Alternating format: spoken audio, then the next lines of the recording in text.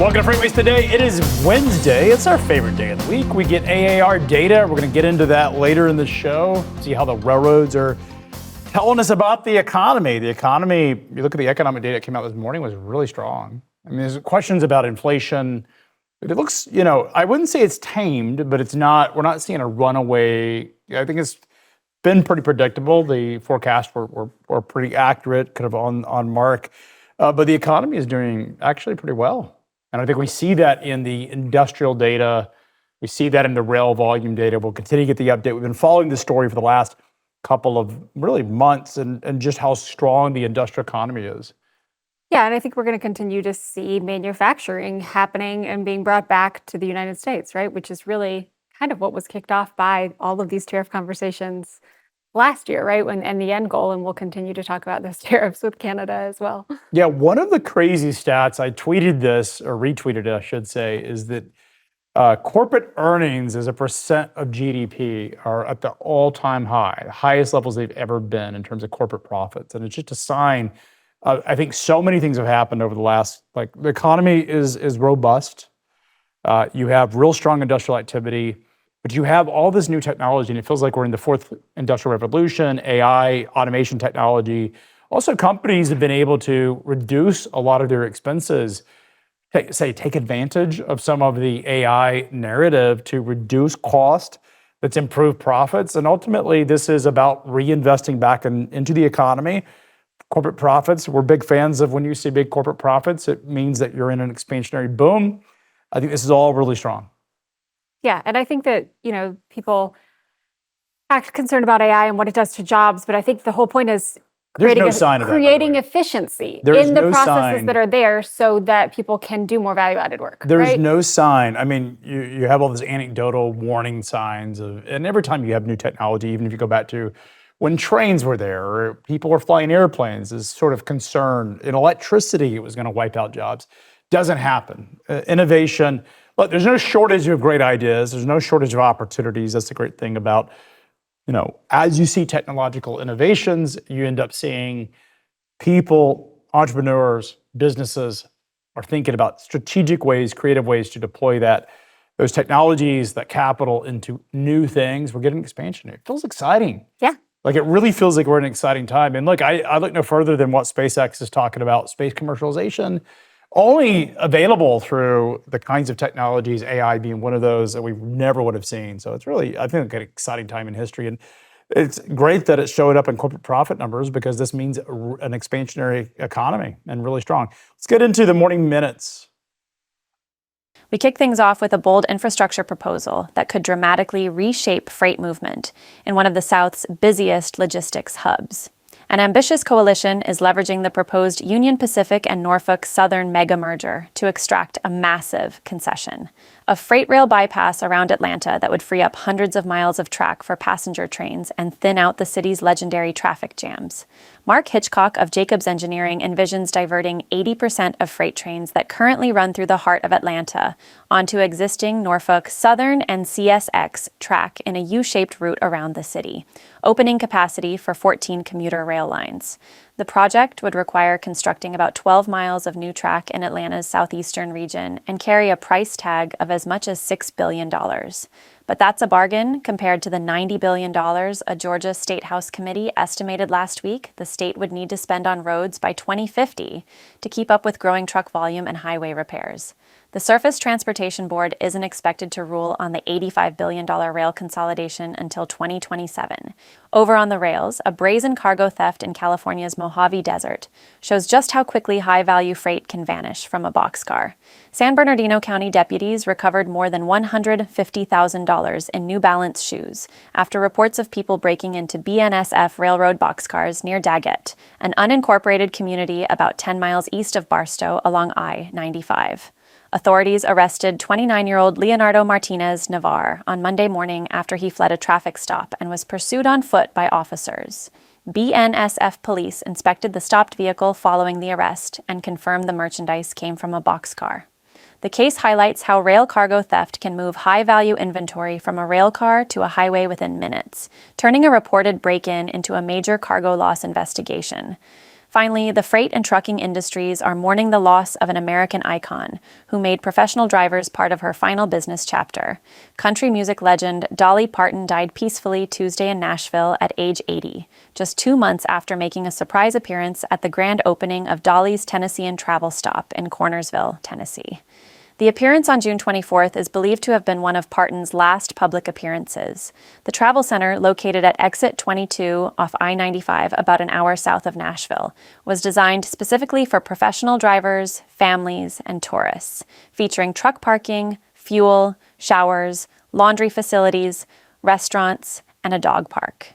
Parton, who spent decades touring the country by bus, described the venture as a natural extension of her life on the road, saying she believed it would fill a void out there on the highways while bringing the heart and soul of Tennessee. The Cornersville location was intended as a proof of concept for additional Dolly's Tennessean travel stops across Tennessee and potentially elsewhere in the United States. Our heart goes out to Dolly Parton family.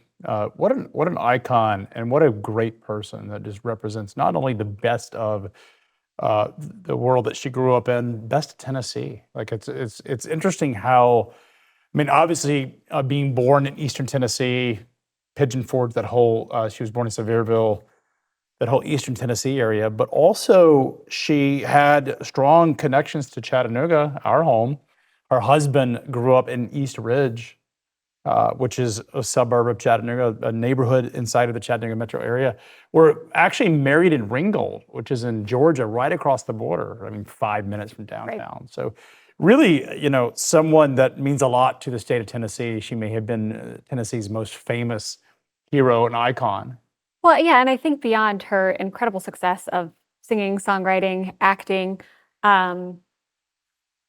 production, like she was, I think, co-owner of Sand Dollar Productions, which produced like Father the Bride and a lot of really other huge, amazingly important entertainment. She also, to me, her legacy is the philanthropy, right? And again, hugely giving back to Tennessee. So it's not just like Dollywood and all of that. That's super cool, but Imagination Library, which you could delivered 325 million books over the course. And by the way, you can get a book if you up till 5 years old every month. And once a month, they will send you a book. Yep. Did you participate? I did. In that? I did that for both of my kids. And what kind of books? Really age appropriate and a variety of topics. Were they like random books or were they like known books? Both. Okay. And I think, you know, obviously we had a ton of books around our house, but it was still cool. My kids loved that one came every month. Specifically for their age. Got it. But these books you'd find at Barnes & Noble, or are they like specific books for? Oh, no. Yeah. They were not only for Imagination Library. They were also so publishers were essentially maybe a clearinghouse of sorts. Yeah. But for kids who don't have, new books showing up, and I think I was talking to Zach about it this morning, and he mentioned that sort of the impetus behind this was that she said, if you learn to read, you can learn anything, right? And so really giving people that opportunity to open up their world. So that's amazing. She donated a ton to medical research here in Tennessee and Vanderbilt, a children's hospital. So just an amazing legacy of philanthropy here. And it's incredibly sad to lose her, but what more could you want in a life well lived than to leave a legacy behind where you really made the world better? Yeah, for sure. I mean, Pigeon Forge is something that we know up in, East Tennessee. Also, she's got this new truck stop chain. It feels like Buc-ee's. I think there was a lot of conversation about Dolly going against the beat. Well, Buc-ee's doesn't allow trucks. I know. She does allow trucks, but it's interesting because there's this whole narrative on X about Dolly going after the beaver, just in terms of all of that noise that Buc-ee's has gotten. It's interesting because as an American icon, Buc-ee's has gone from, there's been a lot of negative story. I don't know if you followed the story about them suing a convenience store in Ohio that has the beaver as well, in a town called, I think, Beaver Creek or something, and they're suing them. So, but look, I think Dolly represented the best of humanity, the best of Tennessee. She was a fantastic ambassador for our state. It was a great story I read last night about when she first got her first break. She was 21 years old, and then she ended up leaving for greener pastures, ends up getting sued by the guy that found her, discovered her. She ends up paying back $1 million. Like, this is, 50 years ago or something. pays back $1 million, or I guess it's been 6 years, pays back $1 million, and then later on in her career, this person, they lost their studio, had financial difficulties. She bought it and then handed it back for free. Just crazy. And the best of people. Well, in her business, so like the truck stops now that have branded coffee called Cup of Ambition. Just amazing marketing, amazing genius, amazing business. And I know you're a T Swift fan too. Well, I was just going to say but that. she owned her own music. Dolly was like she owned her own music catalog of both her recorded music and then obviously was an incredible songwriter, which was like really business savvy back then. Like 9 to 5, Jolene, and also probably my favorite is the Willie Nelson did a great cover of "I Will Always Love You," which is a really sad, real painful song. I like the Willie Nelson version. It's been better than Whitney. I think, I don't know, there's something grovelly about Willie Nelson's voice that's there. So anyways, growing up in Tennessee, growing up country music, surrounded by it. She was a Tennessee fan through and through. So our heart goes out to her. And she never took herself too seriously. Even with all of this fame and success, like that's probably But she owned her brand. And like, I know Taylor Swift's a polarizing figure for some people, largely due to some political things.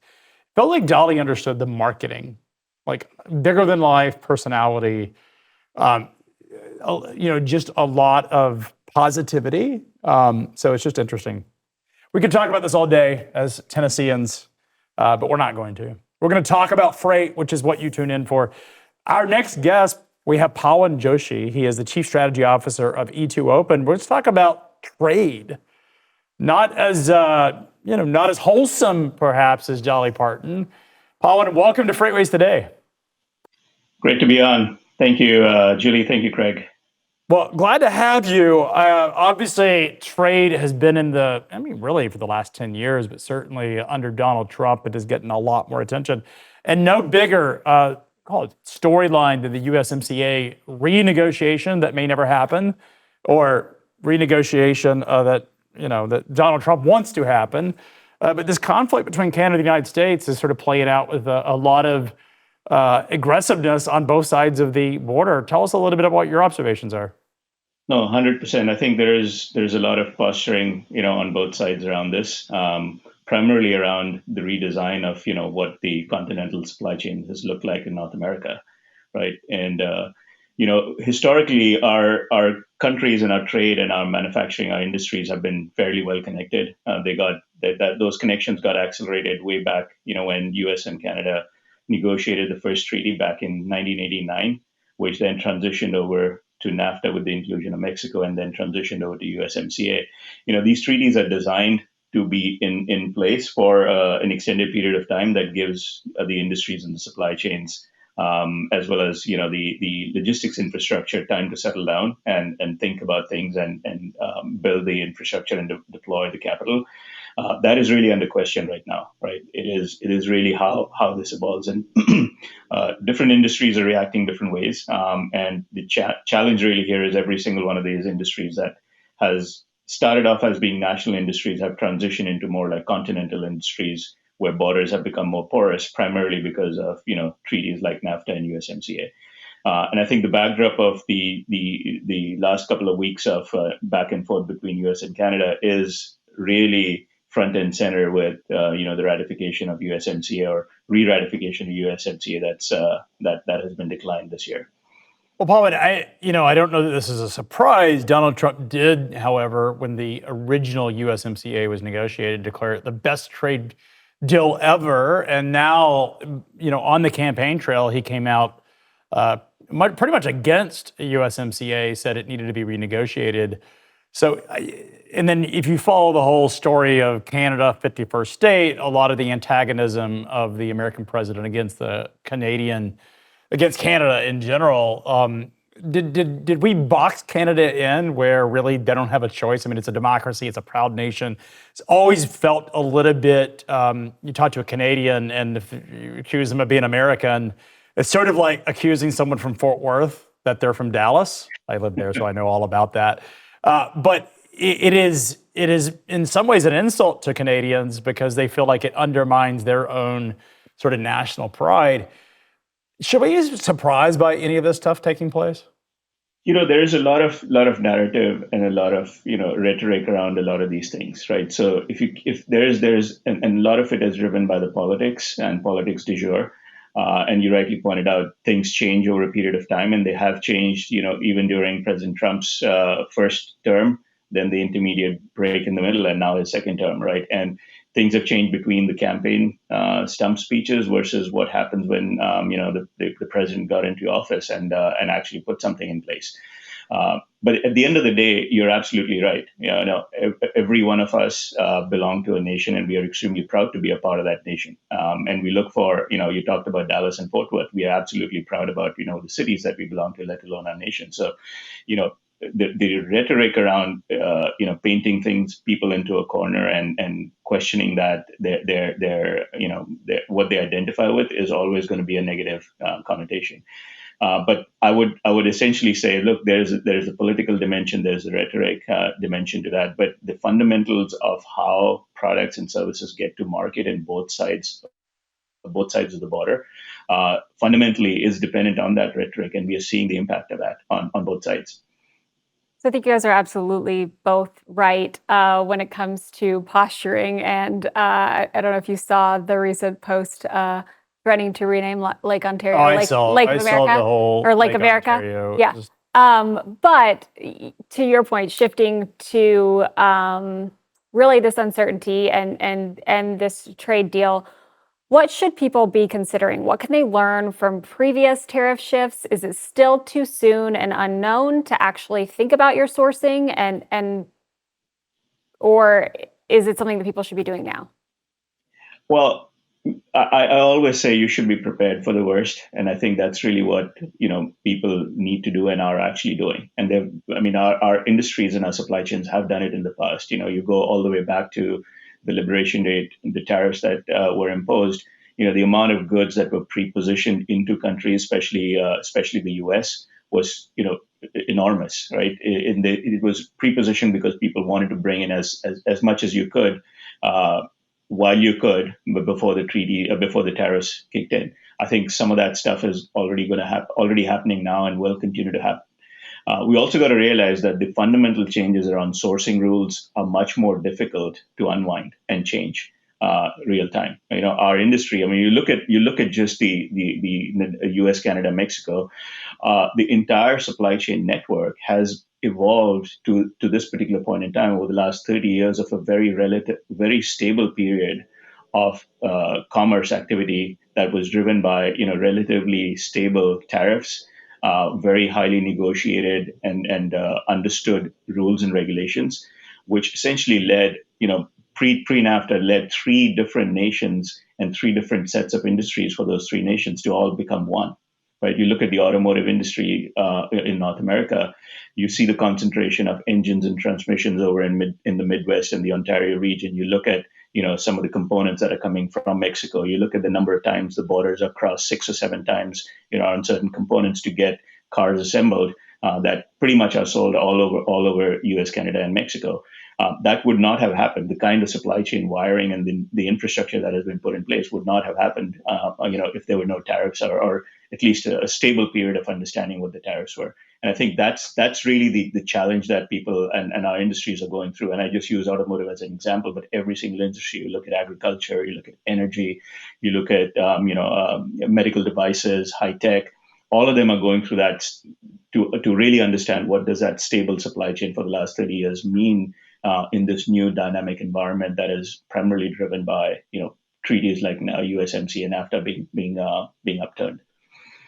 So sourcing rules will take definitely longer time. Short term, people will move inventory over as soon as possible on either side of the border to react to it, and at least have some runway to run the factories and the retail shops as long as you can. So that's actually exactly what I was going to ask. You referenced auto and then made brief reference to other specific industries that you think will and probably need to reconsider their sourcing strategies. Can you speak a little bit more to that? We know auto is going to have a huge impact. You mentioned energy. What else?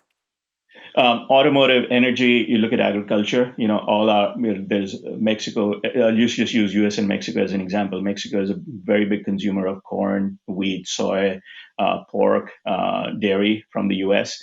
And then US is a massive importer of, fresh fruit and produce from Mexico, classic avocados, tomatoes, berries, peppers and things like that.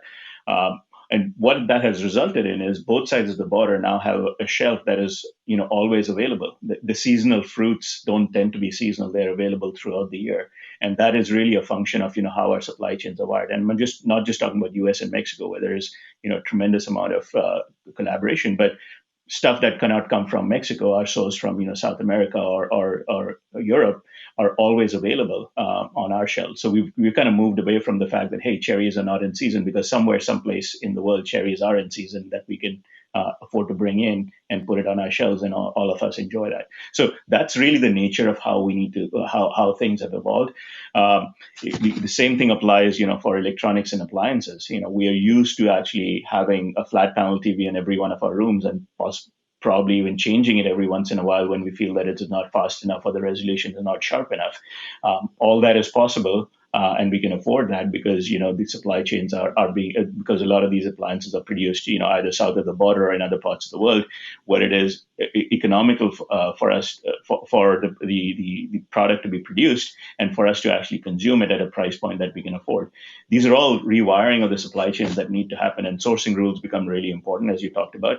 But sourcing rules can't change overnight. They have to have fundamental infrastructure in place. Product designs have to be in place. Suppliers need to be vetted. All those things need to be understood, and most importantly, the logistics infrastructure needs to be in place to move something that was not supposed to move from that region at scale and speed that it was not designed for, because it was not thought about in the supply chain design originally. Yeah, I mean, cold chain has certainly impacted our ability to move produce around the world to really drive a lot of that.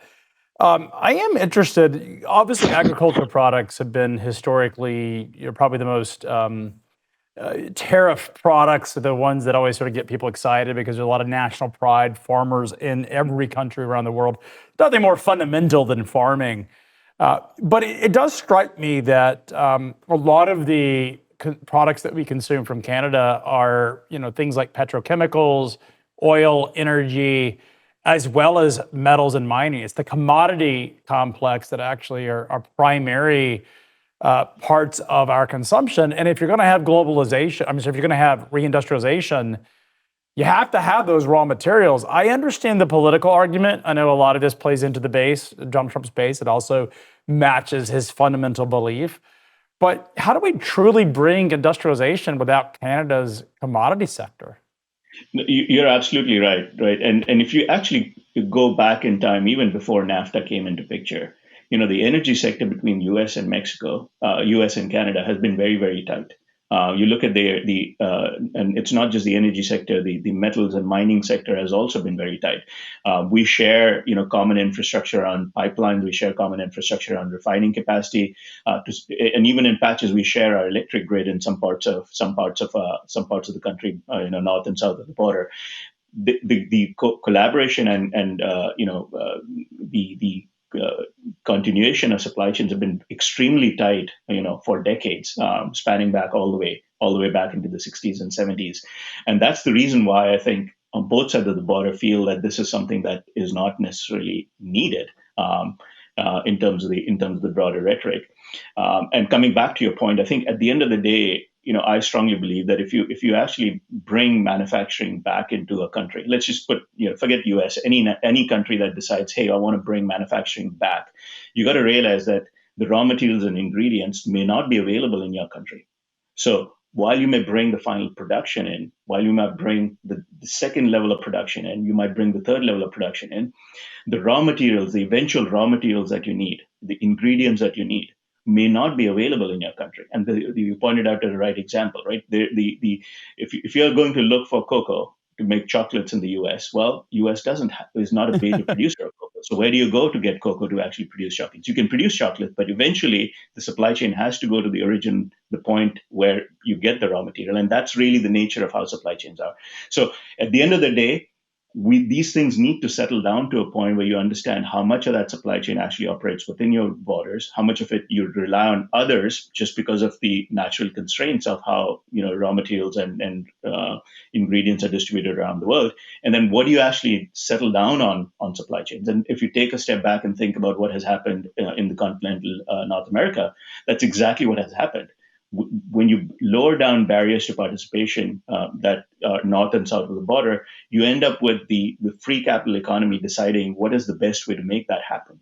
And yes, there are tweaks and oversights that we need to put in place to make sure people are not causing harm as a part of that capitalist thing. And we've done that a few times with NAFTA evolving into USMCA and USMCA further evolving.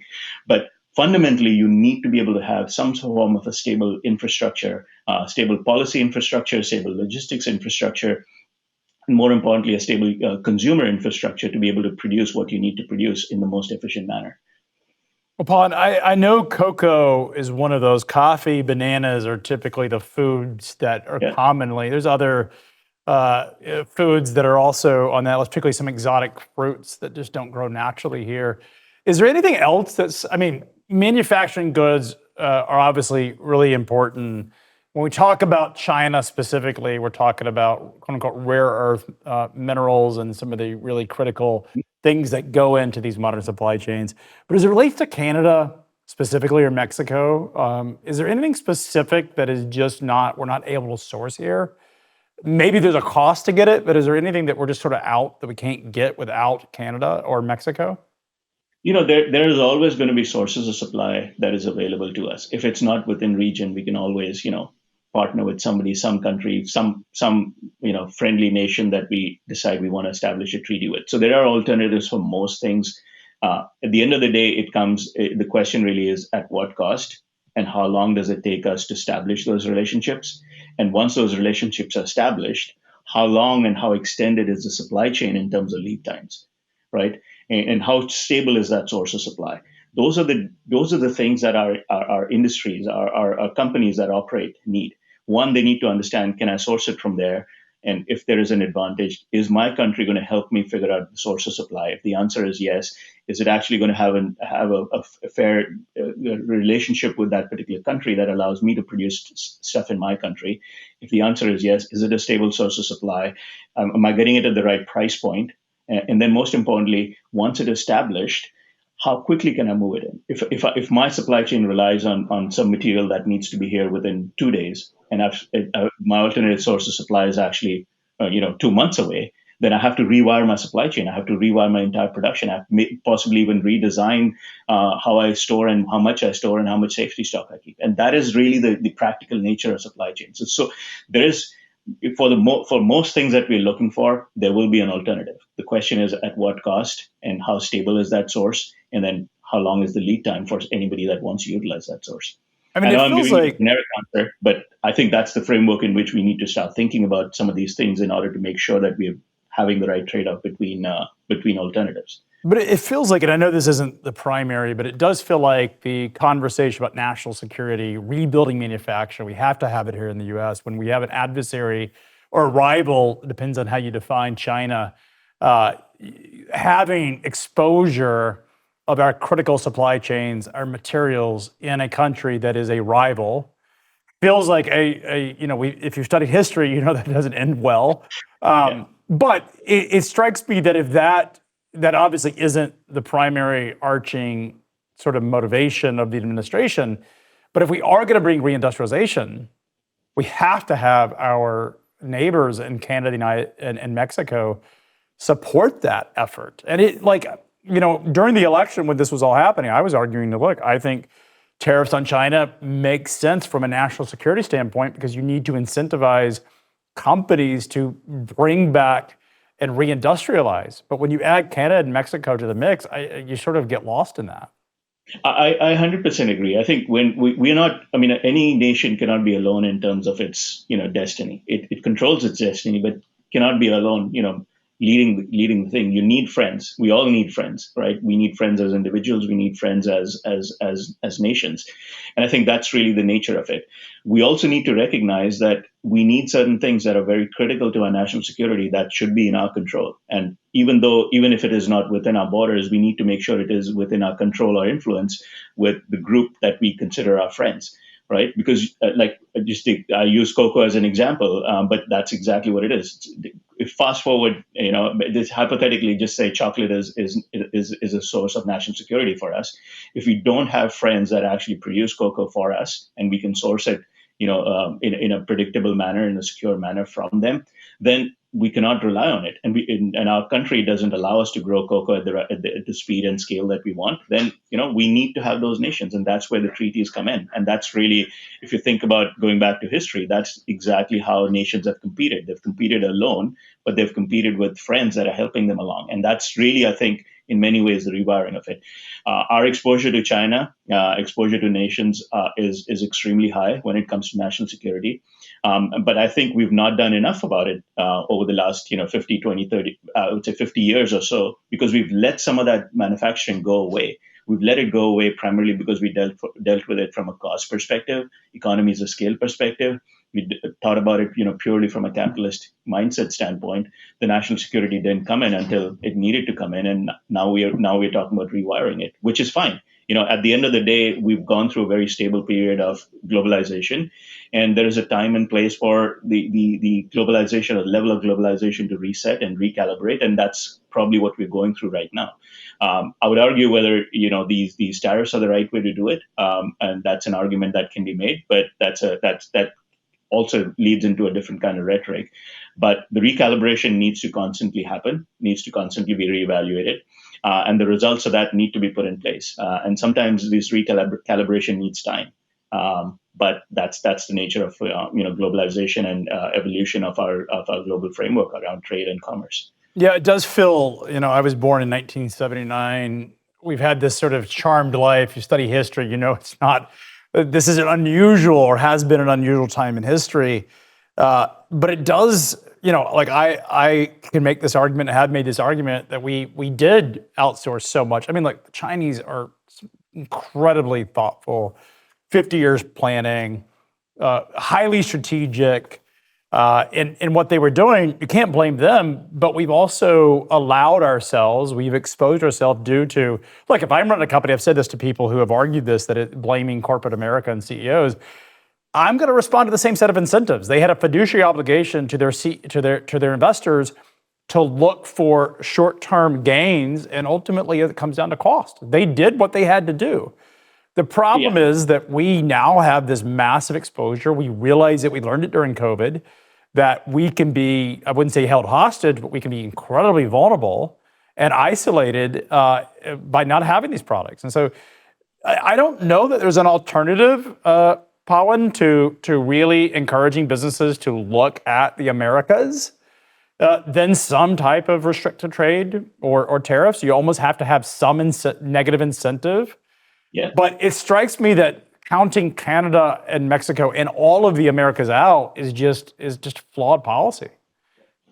I definitely. I mean, again, you got to be amongst friends, right? And we've been friends for some period of time, so there has to be a legit reason for us to say, look, I want to unfriend you.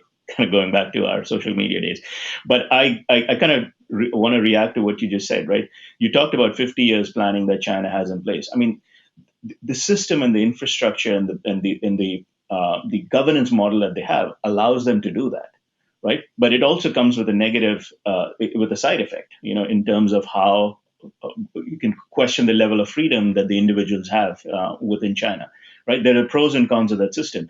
And I think, to your point, absolutely, if we're going to incentivize the free market capitalistic society is always going to incentivize on short-term gains and long-term strategies. I think the long-term strategies have to be bolstered by national policies that allow the right national security level infrastructure to be retained within the countries. I think that's the balance we need to strike. And for us to actually have the national security level in guidance established by the government, we need to have a sustained way in which that policy and that point of view is retained, every 4 years in our system. It's good that it allows us to recalibrate our democracy, allows us to recalibrate the thing, but there has to be a continuity of purpose as a nation that has to transcend these red and blue lines that we establish for ourselves, and that is really, I think, what is needed. Well, I 1,000%, but I would argue that the AI data center build out is and look, that's private enterprise deploying. It's the largest capital investment in global history, the amount of capital that's going into this infrastructure. But then we get NIMBYism, something that China doesn't have to suffer from. We get NIMBYism that's going to block it. That's the fear, is this great, no pun intended, train of AI data center build out, of re-electrification, natural gas distribution, could be, I don't think it gets stopped, but it could be stalled out. I mean, in your home state, a very business-friendly state, let's put a moratorium on new AI data centers without some review. We know what happened with all the reviews. When you put reviews in place, it just means slow. That's the stuff that scares me, Pavan, and it really concerns me, is we could lose the technology race, the innovation race, the greatest capital expenditure investment in world history could be lost because of NIMBYism. I 100% agree, and I think some of these things have to be put on a fast track to, around just exactly. There has to be some sort of a evaluation that needs to happen, but it cannot have the same speed of evaluation as with every other thing that gets evaluated. The moment you say put a moratorium and I'm going to look at it, certain things. That's exactly what I meant, right? From a national defense standpoint, you got to say, look, we are in a race here, and if we believe that this is the right thing for us as a nation, then let's fast track this. Especially when there is no government money coming in, it's all private enterprise that is actually doing it. Right? We have to be able to think about it. It's the same thing. I mean, we talk about electric cars. The way to actually, win the battle in electric cars is not to put tariffs on imports coming in. Is to actually invest in electric infrastructure that we need in this country. You go out of the U.S. and you look at every single electric car, and you look at core components coming in, and you look at what is the best, most advanced electric car. It's not going to be an American-built car. No, BYD. I mean, these cars. Have you seen these cars, Julie, on social media? These just like really insanely cool cars. I'd want one. I'm an American. I would buy an American car. However, I also like cool technology, and I'll buy whatever's the coolest. So Chinese are they're leapfrogging. Humanoid robots coming out of China. Look at that. I mean, how far back are we in terms of that? I mean, these are some of the fundamental things. We cannot be questioning some of these things. I mean, these are things of the future, how they will evolve. And most importantly, they're not the final place or final thing that we need. What is really important is the journey and the experience to get to some of those innovations. And that is the piece that we're missing, in this mode, and with this kind of questioning a lot of things. I mean, look, it happened nuclear is a great example of the lack of education, the ignorance of people, the fear. AI data centers is sort of the new version of nuclear. Like, there's this NIMBYism. It's going to take all my water. It's going to drive my electricity bills. And look, I don't think the AI data companies have done a very good job. I don't think Sam Altman is the face of AI is doing a huge service to the AI industry when you talk about eliminating jobs and cybersecurity going away, Anthropic's whole thing. Hey, we've learned how to crack it. I get some of that's marketing. I just don't think it does a service to their own goals to build out these AI data centers when you talk about job elimination. Ending, there's a 5% chance of ending humanity. Come on now. Anyways, Paul, go ahead. But I also argue, just one last point. I will also argue that if cybersecurity is important, and some of our models have been able to crack it, the same technology can be used by others to crack our security. Oh, 1,000%. But I do think there's a investment in that is super important. You need to get to the bottom of it, and that's how the academics think about it. It's not that you say no to everything. It's like you got to continue to ask the question why and how until you get to the bottom of it, and that's really where research and innovation comes in. Well, there is an opportunity. I think there's a federal. I mean, like we've talked to a lot of people critiquing the administration. They seem to have the right idea on AI data centers, electrification, energy production, energy build out. So we should give them credit in terms of, Donald Trump enacted the Defense Production Act, which is building out energy infrastructure. It, by the way, has gotten very little attention compared to what it should do, because that build out will have remarkable outcomes. I was talking to somebody involved in AI data centers. He said, look, a lot of this stuff is going to go onto federal land. Like, we're going to see federal because they can do this. They don't have to deal with the states. They don't have to deal with the NIMBYism. And a lot of it is in the name of national defense. Is what happened in Memphis with Elon Musk's data center and production there. They said, look, we're not subject to EPA. We're not subject to some of the environmental review because it's a national defense thing. So it's going to be an interesting conversation. Powell, we're out of time. Unfortunately, we could unpack so many things. We will be back, and I have you back. Appreciate you coming. Enjoyed us. When we go back, we're going to talk about another major technology that in our community is getting some attention, maybe a little polarizing. That is autonomous trucks. We will be right back at The drivers, dispatchers, mechanics, and crews who keep the world moving deserve tools that work as hard as they do. That's what Samsara builds, technology for safer, more efficient operations, made with the people who do the work. Samsara, built with operators for operators. Learn more at samsara.com.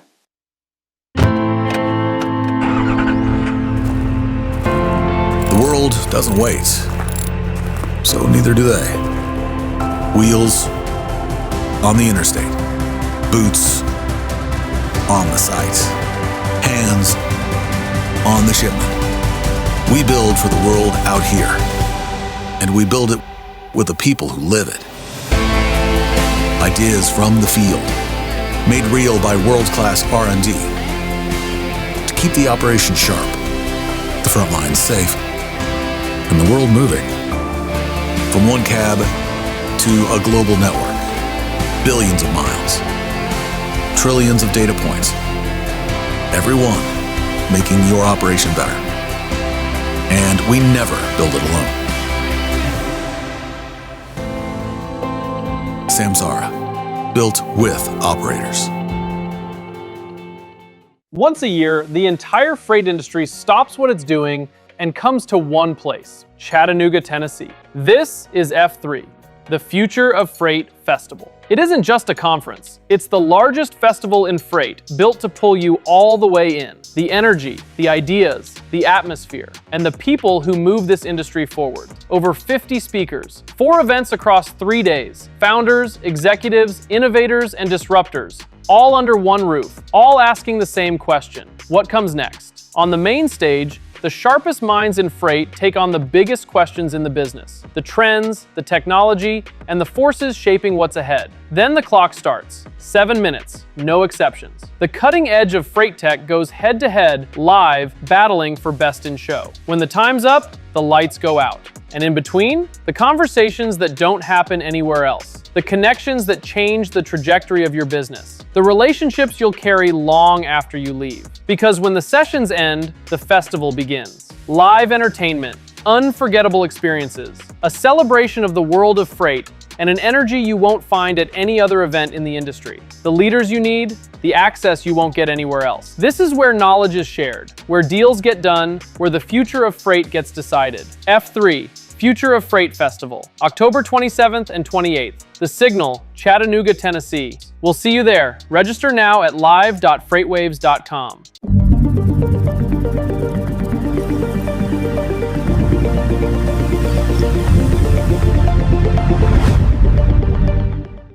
Welcome to our Sonar Daily Update. Julie, what have we got on screen? Okay, so I wanted to talk a little bit about tender rejections as a whole, and what I find interesting is that while other modes have cooled a bit as far as tender rejections go, refrigerated hasn't. So let's just make sure our audience knows. We've got down here below, you can read it. You've all got truckload. Van is purple. Yep. You've got flatbed is this yellow. Very volatile, yellow, orange, sort of like whatever. Yeah. Sort of looks like JB Hunt. Tangerine, yellow. It's yeah. JB Hunt. That's a JB Hunt color, right? And then down below we have the gray is the which is refrigerated. reefer. Okay. And what is interesting is but then we have the major rejections. This is all in blue. truckload. Always in blue. If the default at least is in blue. Yes. So, okay. Okay. So what I think is interesting is we all know super volatile flatbed. We've talked a lot about that. And that flatbed is really volatile. But the refrigerated, what is interesting is when we get over here by where Craig is, we see that like everything is cooled a bit except refrigerated. But and this it's is the time of year. continued. It's freaking hot outside. It's hot outside, but I also think that you can. Well, let's compare volumes. Go back. I want to show something before we go. So look at this right here. if you remember earlier this year, so the thing about temperature controlled is it's not, because a lot of times people think it's about reefer refrigeration.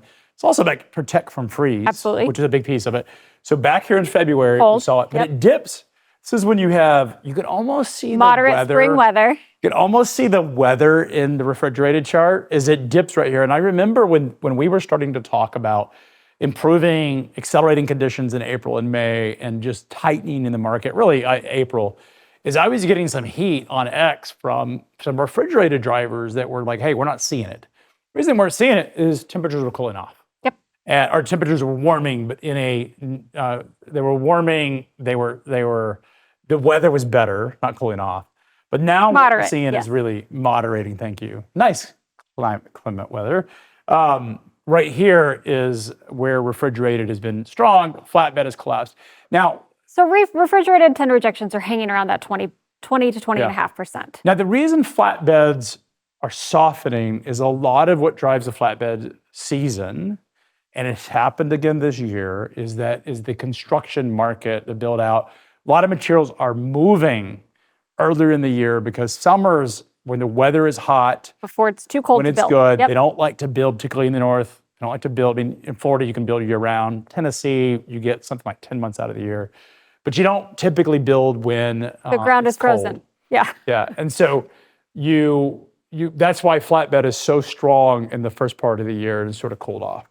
Yeah. So I wanted to compare refrigerated volumes to tender rejections as well. So volume is blue, only refrigerated, and tender rejections are red, just to see if they're kind of moving in tandem or if this does have to do with, I guess I have an additional theory that in addition to the weather, that refrigerated is sort of the least fungible mode with intermodal. Well, it is, truckload, because you have to have a box. You have to have a refrigerated has to unit. be refrigerated, has to run at all times with higher diesel gas prices. But the other thing is, like, what you end up with when you have refrigerated is when we saw the massive expansion of capacity, people aren't buying refrigerated units because the cost of that trailer is, sometimes is twice as much. And so really what you're looking at here, again, refrigerated rejection indexes is a Schneider orange. I call it orange. It just looks orange. You think it's red? Orange is red. I don't know. It looks Schneider to me. And then up here, we've got blue. That is the volume index, following two different charts. And what you can see, what are we learning here? So I wanted to see if they were really following in tandem or if there was potentially mode conversion here. Mm-hmm. So you could see that in some cases, volumes are going up, rejections are going down, mm-hmm. right? You would think that as volumes go up, rejections go up, and then they're kind of normalizing here. So I do think that some of it is that volumes are maybe up a bit because of seasonality mm-hmm. and the requirement for refrigerated, but I also think that tender rejections have remained higher for this mode than others because there has been that pressure valve release for over the road and the other modes with intermodal conversions. Yeah, for sure. This is just a seasonality chart showing that intermodal contract savings index mm-hmm. to see compared to the last 3 years just how much higher it is right now. 33% right here. And these are years, seasonal chart, as you said.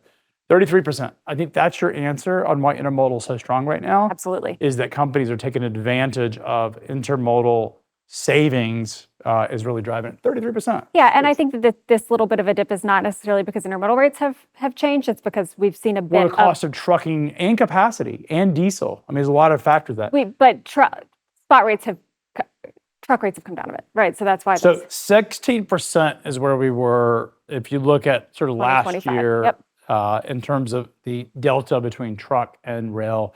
Rail rates are not increasing to the degree that truck rates are, which is really what's driving this expansion. I mean, intermodal is not getting cheaper, it's just not getting more expensive. So then same thing, as we talk about intermodal, it's Wednesday, rail day. Total outbound rail container volumes still significantly higher this year than the prior 3 years. This is the seasonality again, showing the last 3 years. Blue is always current year. It's all, I mean, the interesting thing is just how we continue to have record highs on intermodal. No shock to anyone that watches the show that intermodal's killing it. Again, that 33% is just catalyst. It's continuing to increase all-time record highs. Yeah, so I do think that there has been obviously continued mode conversion, any other modes other than refrigerated. Okay, so I wanted here to just compare the two together so you can see them in one spot, right? Outbound rail container volumes in blue, intermodal cost savings index in green. So you can see that volumes have still on the same trajectory, continuing to go up, but more than anything, the intermodal cost savings have continued to go up throughout the course of this year. So we should see more if the cost savings are as significant as they are, then we should see continued intermodal, which we'll get the traffic here shortly. We will with the ARR report. So we can basically, same story that we've been seeing, that we're continuing to see intermodal conversions. Intermodal is incredibly strong.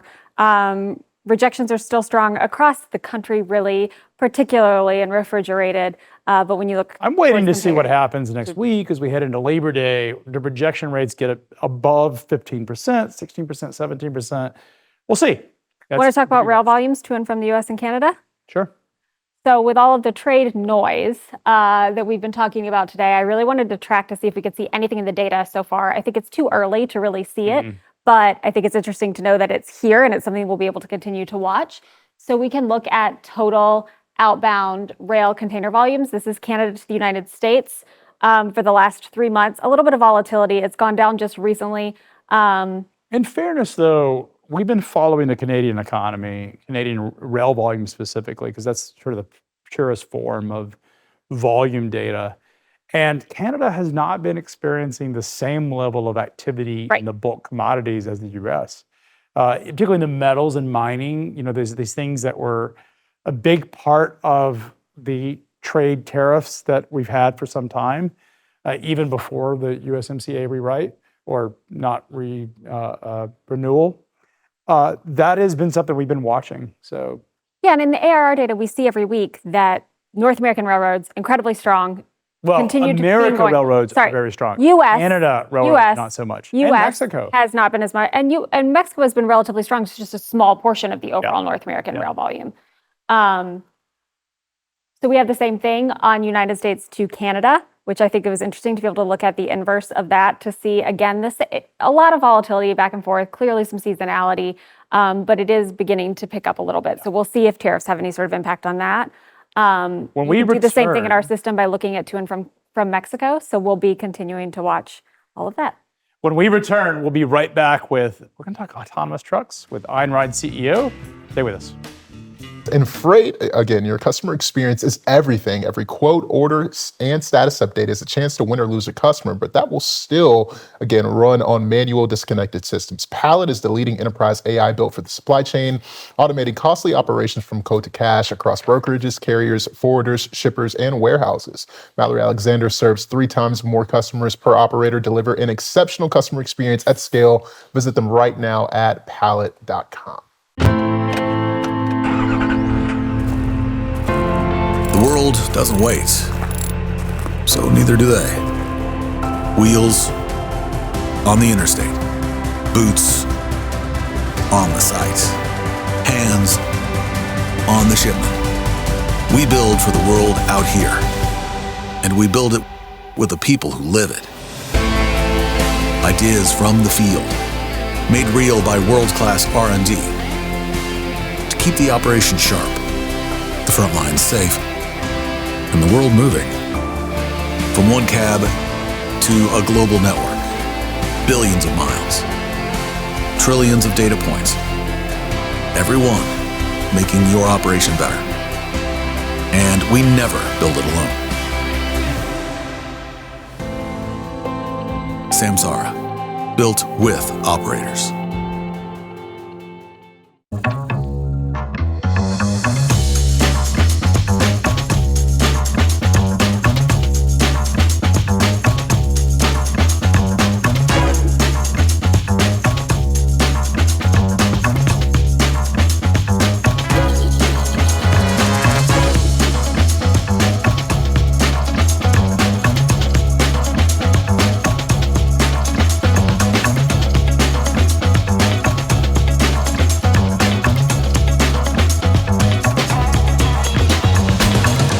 Once a year, the entire freight industry stops what it's doing and comes to one place, Chattanooga, Tennessee. This is F3, the Future of Freight Festival. It isn't just a conference. It's the largest festival in freight, built to pull you all the way in. The energy, the ideas, the atmosphere, and the people who move this industry forward. Over 50 speakers, 4 events across 3 days, founders, executives, innovators, and disruptors, all under one roof, all asking the same question: what comes next? On the main stage, the sharpest minds in freight take on the biggest questions in the business: the trends, the technology, and the forces shaping what's ahead. Then the clock starts. 7 minutes, no exceptions. The cutting edge of freight tech goes head-to-head, live, battling for best in show. When the time's up, the lights go out.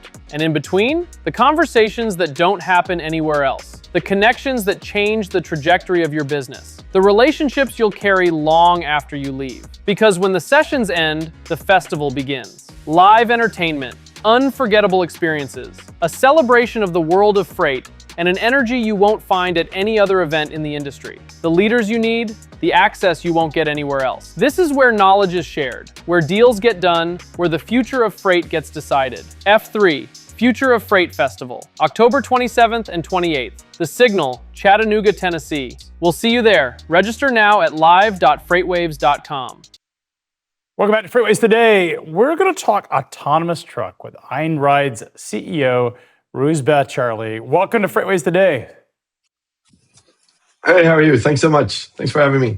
Well, let's talk autonomous trucks. This is the interesting thing is we have a very wide, disparate audience.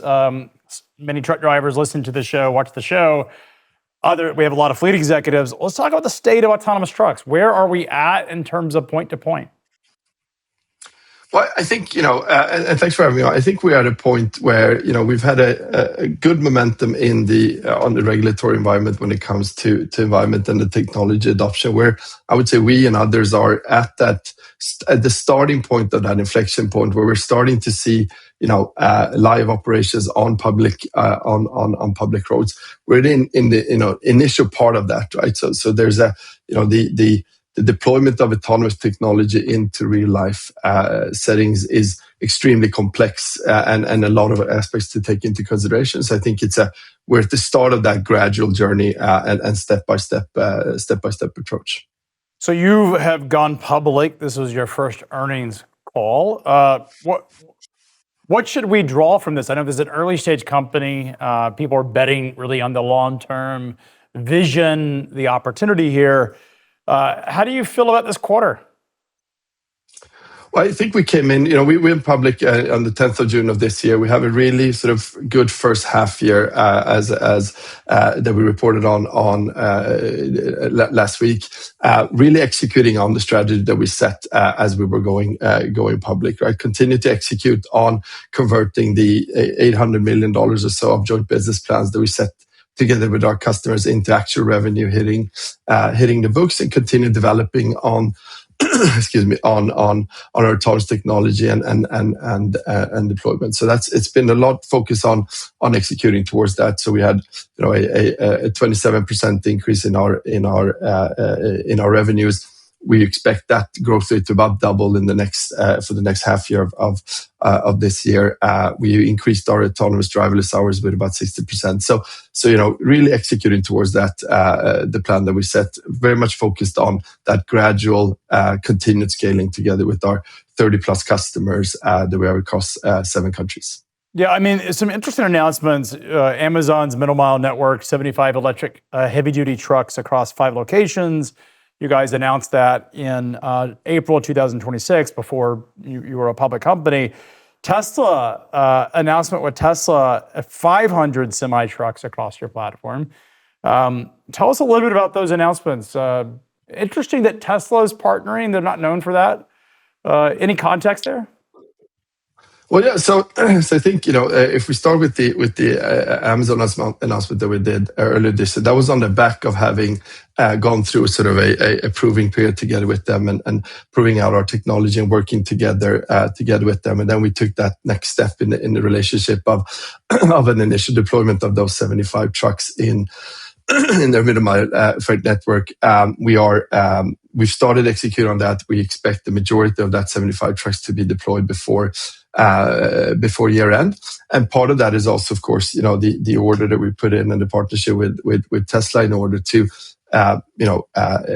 have a good supply of vehicles that we can deploy on the platform. Tesla, once again, also a relationship we've had for a while, and as the Tesla Semi deliveries are firming up, we decided to do a larger commitment to that and to deploy that on our platform. The initial order is about 500 trucks. We're expecting 75 approximately that to be deployed this side of the year, and targeting to have the rest deployed by end of next year. And this is US focused. So I'm familiar with your form factor, what we've seen in photos of your picture of your equipment. But the Tesla, are they licensing the hardware and software? Like, what exactly is this partnership that you have with Tesla? So we're acquiring the Tesla Semi. So in our freight capacity as a service model that we deploy transport capacity, and we acquired the trucks. We finance them through third party financing partners, and then we deploy them on our platform and execute on the freight for our customers. So in this case, we will purchase the vehicles. We will have third party financiers that finance that, and will deploy that on our Saga AI platform and do all the planning and execution of those trucks on the platform. Are you guys actually soliciting freight, or is this are you actually the carrier of record for these particular shipments? So we're executing on the shipments, exactly, and we're using our Saga AI platform and in this case the Tesla trucks. So you guys would actually be the carrier of record for these particular shipments. Is that now? Correct. Roosevelt, do you think that's the future of your business model? Is really becoming an autonomous motor carrier? Is that really the way to think of it?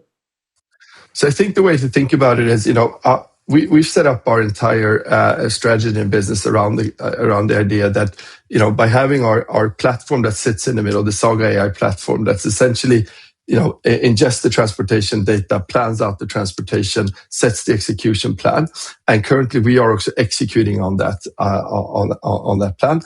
In many cases, we have carrier partners that are executing on that transportation, and by doing that and building those customer relationships and that transportation data and vehicle data that you accumulate over time on the platform, and then gradually increasing the level of automation. So essentially deploy more and more autonomous into the freight networks of our customers, because we believe that the adoption of autonomous technology, first of all, requires more than just the autonomous technology itself, which is a crucial part of it, but it's also about the operational understanding and the way in which those vehicles are being deployed into real life operation.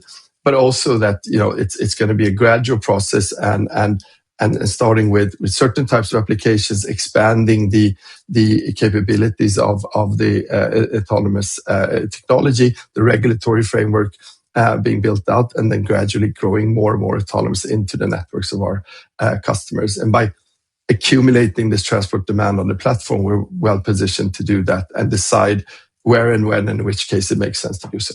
So the platform allows you to execute the planning and operation of these trucks, because it is very different than planning a regular truck, right? There's not hours of service if there's not a driver. Charging times are different, ranges are different, miles per day, I assume, would be different. So this platform allows, eventually via automation, for all of those operational things to happen specific to these electric and autonomous trucks? Correct, and we're doing that already today. With the 250 or so trucks we have deployed on our platform as of today. It is the platform that allows us to plan and execute on the transport in such a way so that we can deploy electric trucks on the platform and be cost efficient, and do so in a cost efficient way, taking into account some of the factors that you mentioned, for example, charging, energy cost, optimization of the routes, the utilization of the vehicles, etc. And that logic then also transfers to, so we deploy the autonomous trucks on our platform are planned in a similar way. The manual driven trucks on the platform are planned on the platform as well. And then, as you said, there are differences in the logic when there's a driver or not in the vehicle, but the overall sort of building of that freight network happens on the platform. So I am curious. You guys have been, FreightWaves has been around since 2017. We've been covering stories of autonomous trucking startups. Companies have come and gone. Some of them have been infamous. Too Simple comes to mind as the most infamous of those. Yeah. Some have been just, poor timing, poor business model, lack of capital, lots of reasons. We're down to, I think, 5 companies of scale that are still around, that are sort of still operating. There's a lot of startup and I like to say dreamers and schemers out there. You guys have been around for, the company was born on and around that time. What year did you guys start? It's our 10-year anniversary actually this year. So we started in 2016. You're at the same time as we got started. What has enabled you to survive? I mean, there was a washout. I think at one point there were 24 companies that we tracked that had raised at least enough money to talking tens to hundreds of millions of dollars. You guys have been around and made it to the other side, if you will. What has enabled you to do that? Well, I think it goes back to the overall strategy of the company in the sense of we're with an early commercialization model, right? We're choosing to, rather than making ourselves completely dependent on the exact timing of when and where autonomous is going to happen, because as you said, that is it's a process that's been ongoing for a long while. We've chosen to build a business around an early conversation with the customers, which also means that you have revenue generation, you have the commercial opportunities locked in with the customers, and then gradually you execute towards that, which means that we've been able to build a business across seven countries with 30 plus customers.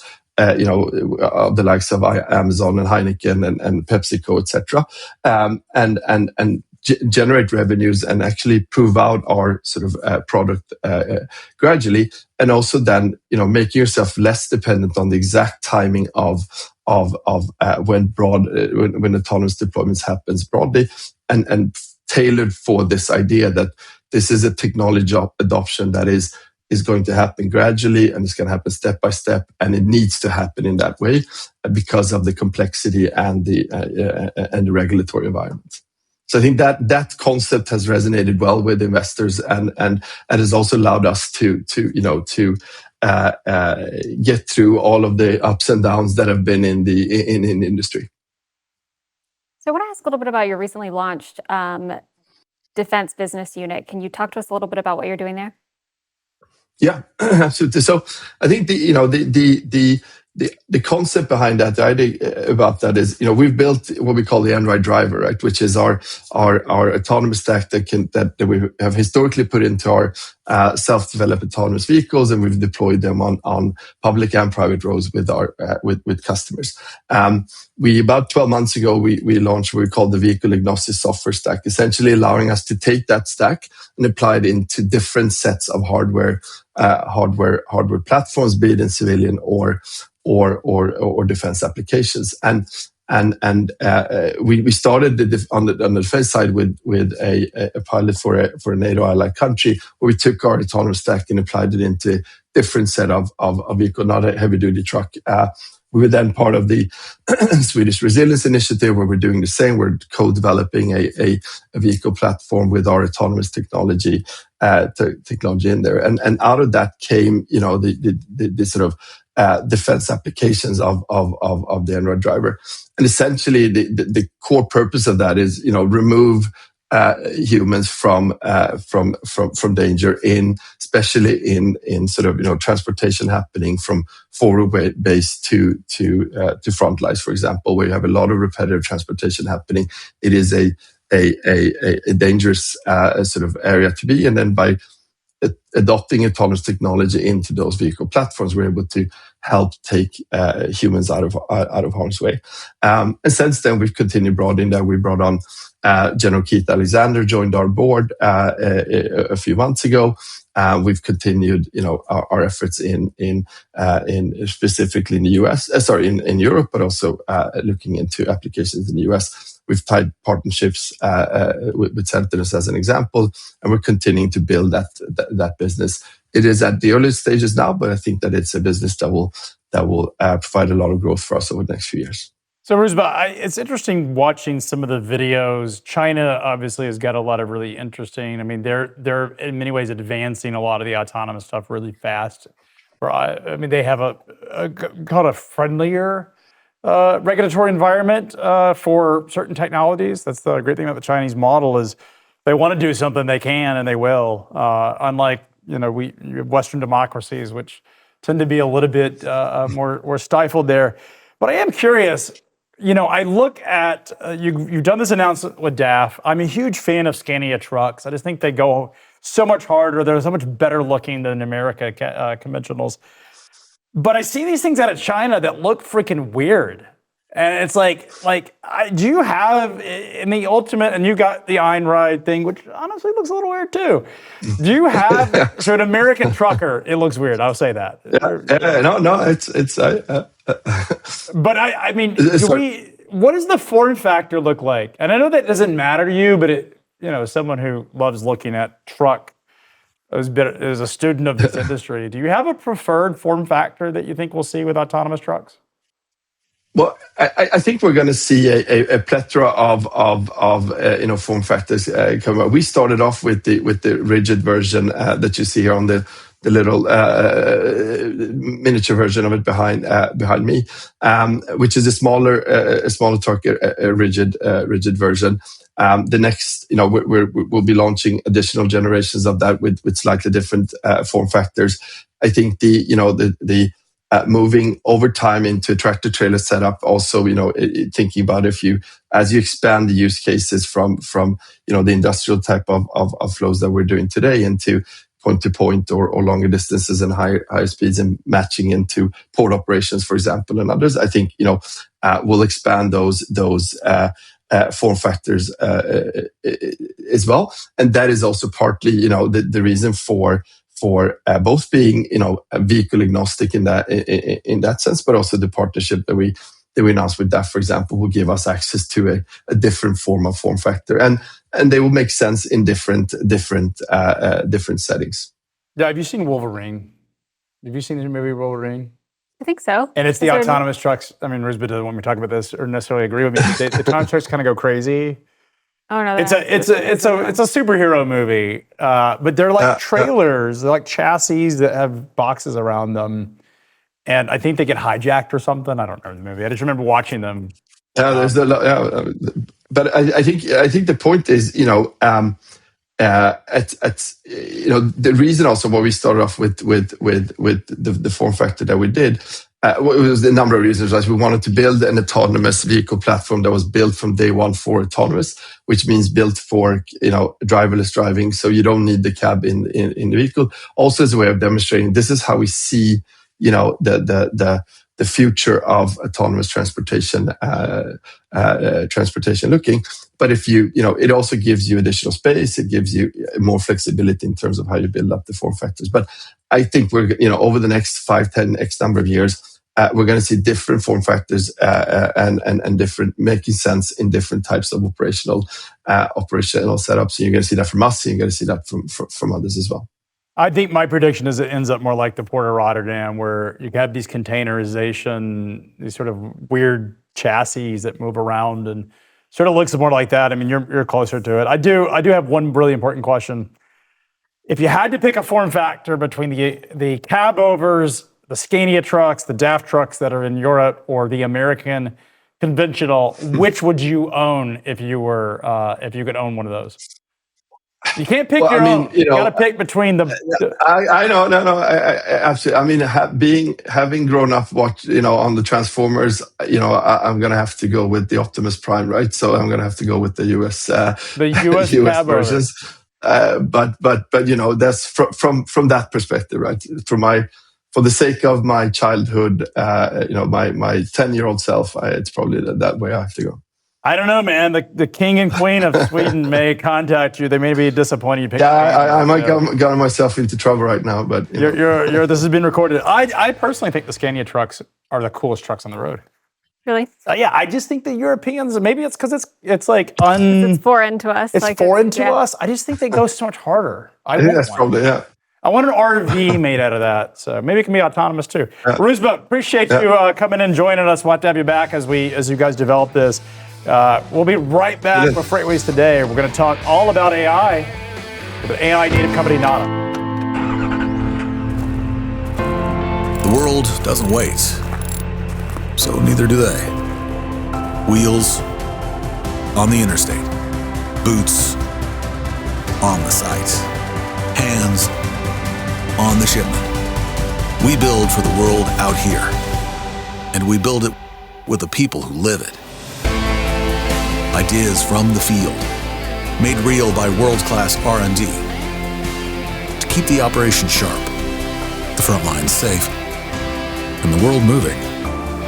From one cab to a global network, billions of miles, trillions of data points, every one making your operation better. And we never build it alone. Samsara, built with operators.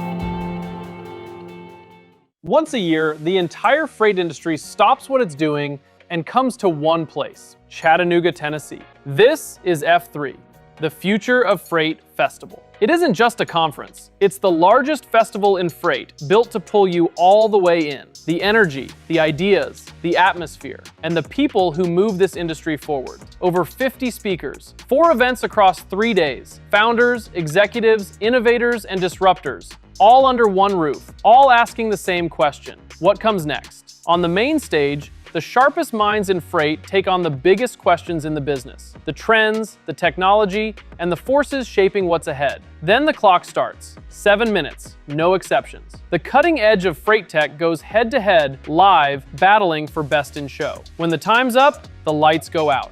And in between, the conversations that don't happen anywhere else. The connections that change the trajectory of your business. The relationships you'll carry long after you leave. Because when the sessions end, the festival begins. Live entertainment, unforgettable experiences, a celebration of the world of freight, and an energy you won't find at any other event in the industry. The leaders you need, the access you won't get anywhere else. This is where knowledge is shared, where deals get done, where the future of freight gets decided. F3, Future of Freight Festival, October 27th and 28th. The Signal, Chattanooga, Tennessee. We'll see you there. Register now at live.freightwaves.com.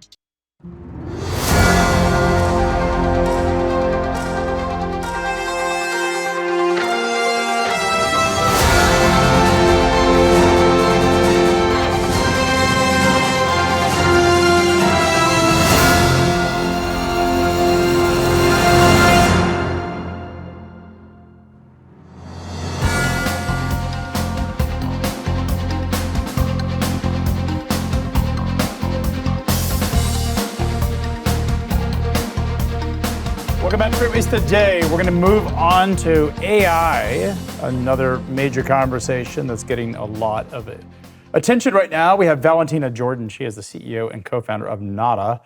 Valentina, welcome to FreightWaves Today. Excited to be here. How are you?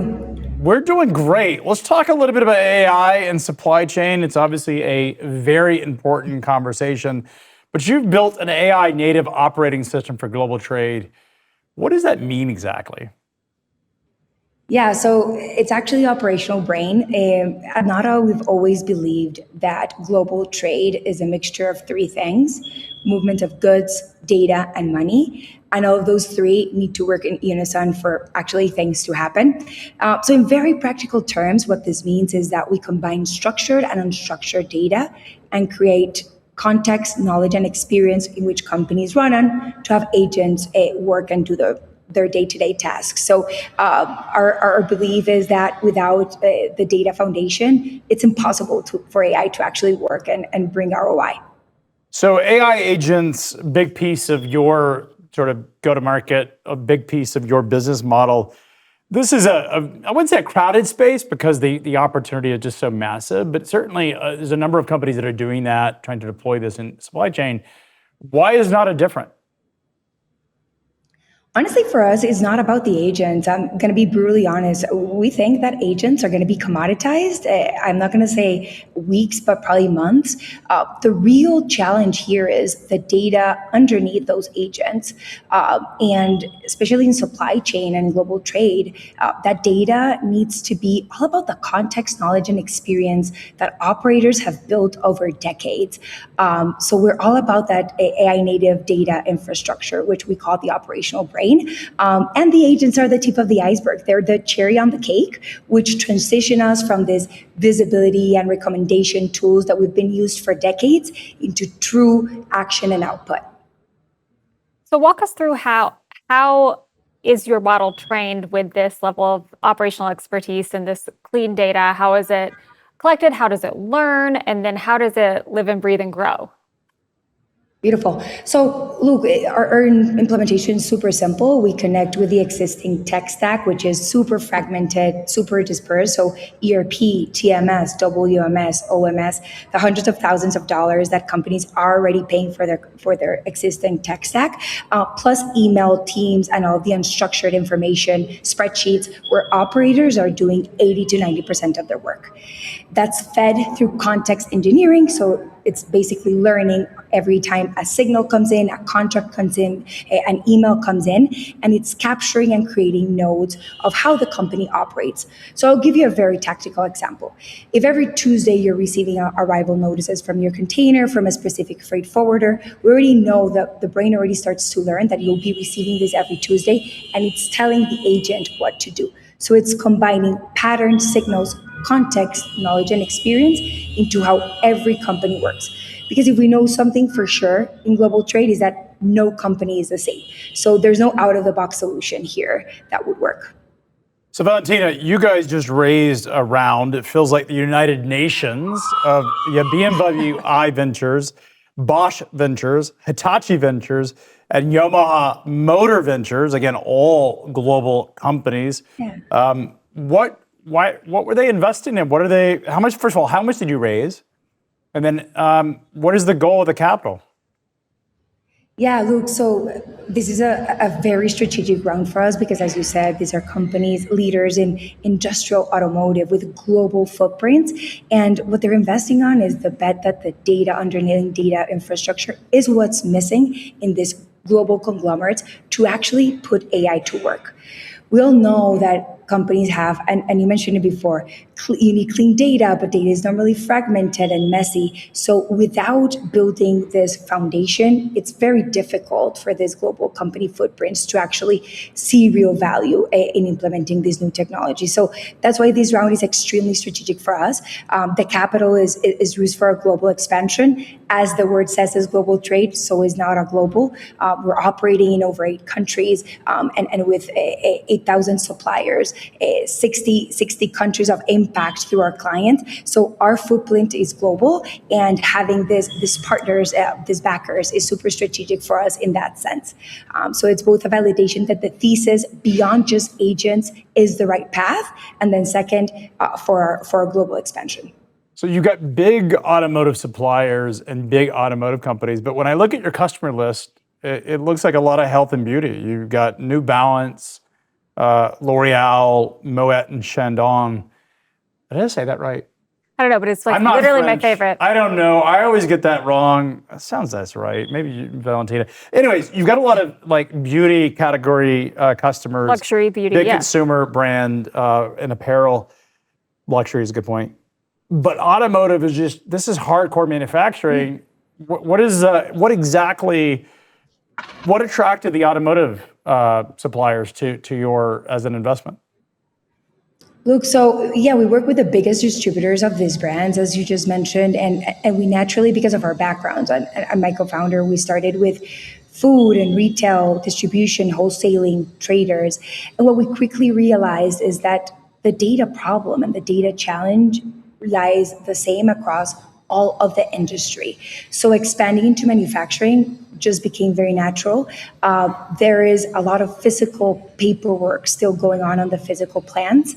And so getting all of this context knowledge and experience, centralizing all of their systems, fighting fragmentation, getting away from this tribal knowledge that affect IPs of companies is exactly what they're betting on. So there's definitely a special sauce coming in automotive, but I would highly say that this is agnostic, and what we're solving for is giving the intelligence, superpower and intelligence for companies around the world to be able to gather their data and successfully implement AI.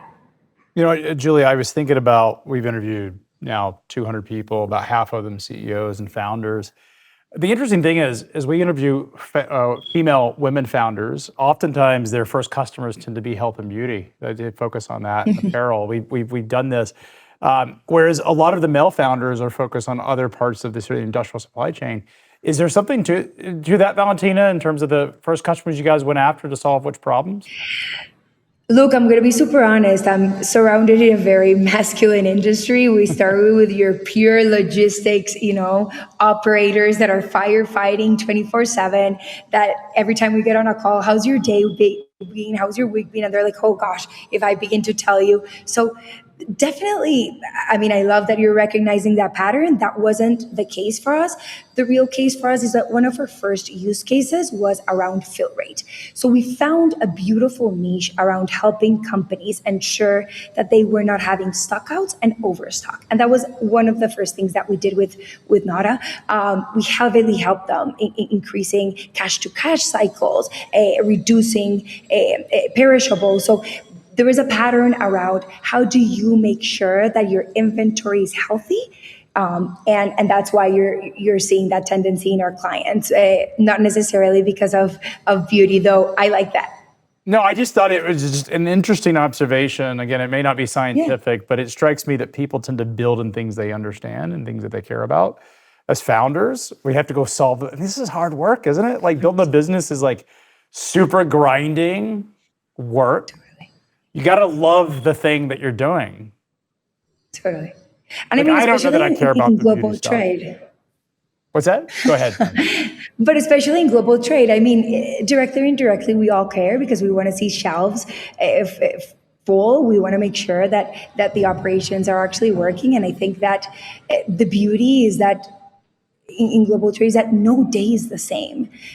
Every company is different. Nothing is an exception because anything can happen. And I think this is precisely the magic of the current era that we're seeing. And what this round means for us is you're seeing big global companies that have been around for a very long time, seeing that if they do not fix their data infrastructure, AI is going to be very hard to implement.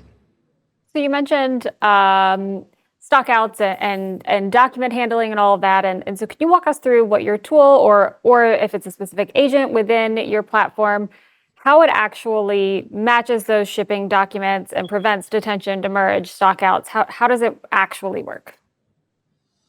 Yeah, so think of Nara as a membrane on top of your existing tech stack, ERP, TMS, WMS, OMS, plus email. Our brain is contextualizing this information, constantly keeping it up to date, mapping signals, understanding what's going on a macroeconomic level. Are there weather incidents? Did someone tweet something and it ended up changing the oil prices? Is the Strait of Hormuz closed? So it's capturing all of the signals. There was an earthquake recently in Colombia, which is affecting local ports. So it captures all of the industry knowledge. Second, it starts to map all of the SOPs and learnings from your internal company. How does your payment terms work? Are there any special treats to certain suppliers or clients? Are there any patterns? Are you paying? Do you have any early payment in advance discount? So it's capturing all of these signals in an industry, in a company, and in a user level. So what's important for you? Are you monitoring a specific lane? Are you monitoring a specific product? So this is the brain always learning. And on top of that, we have a suite of agents that act on that data for specific use cases. So you mentioned a couple of them. 3-4-way matching to be able to do all the reconciliation and accounts payables.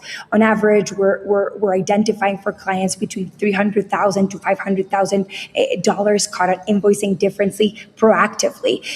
Everything around OS&D, overage, shortage, and damage. So all of the claim building. Freight audit is a huge one for us, being able to map all of those costs for our clients. So depending on where the biggest needs in the business are, we deploy the agent always with an output in mind. So we always are working with our clients to understand, what are your real business needs? Is it more around increasing sales? Is it protecting your margins, or is it reducing costs? And then we start to go down into what are the business and operational opportunities that will move those numbers. And that's where you put the agent. So we do not start agent first. We start data first, output first, and then comes the agent. How does that brain build that context? So you mentioned weather events or other things, on the industry level that create the context that then can speak to anomalies in the data. Where does that context come from? So again, it's 3 layers. The industry it's connected to public data sources, private data sources, and it's constantly being updated and reading all of this information, interpreting signals. In the company level, it's coming from your contracts, from your SharePoints, from your ERP, from the emails that are going back and forth, again, capturing that data and those signals. And then from the user level, how are you interacting with the agents? What automations are you building yourselves? What reports are you generating? And that learns, again, on a user or on a persona level, what is it that it's going? So we're basically capturing all of the interactions that are going on an industry, company, and user level, and that's how the brain is learning.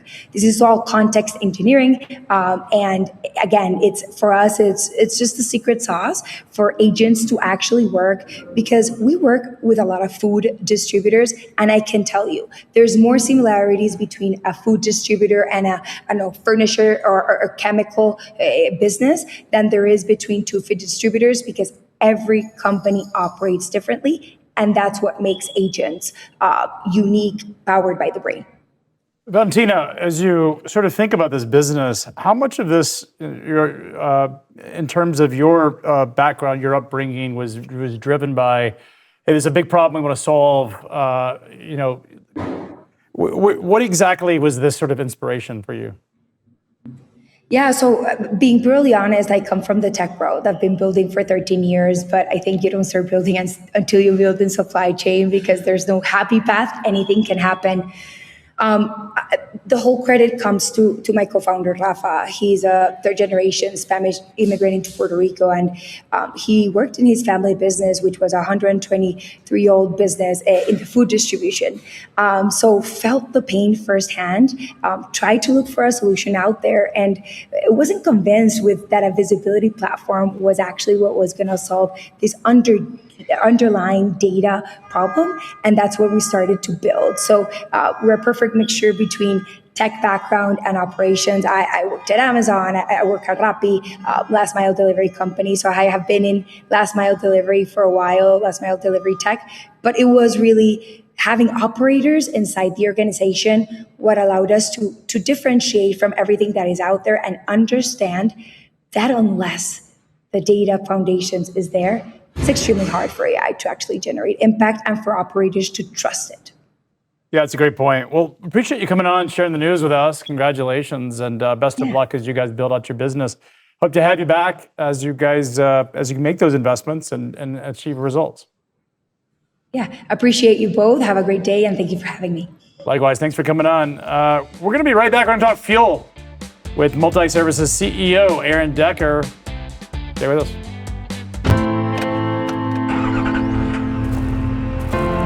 The world doesn't wait, so neither do they. Wheels on the interstate, boots on the site, hands on the shipment. We build for the world out here, and we build it with the people who live it. Ideas from the field, made real by world-class R&D to keep the operation sharp, the front lines safe, and the world moving. From one cab to a global network, billions of miles, trillions of data points, every one making your operation better. And we never build it alone. Samsara, built with operators.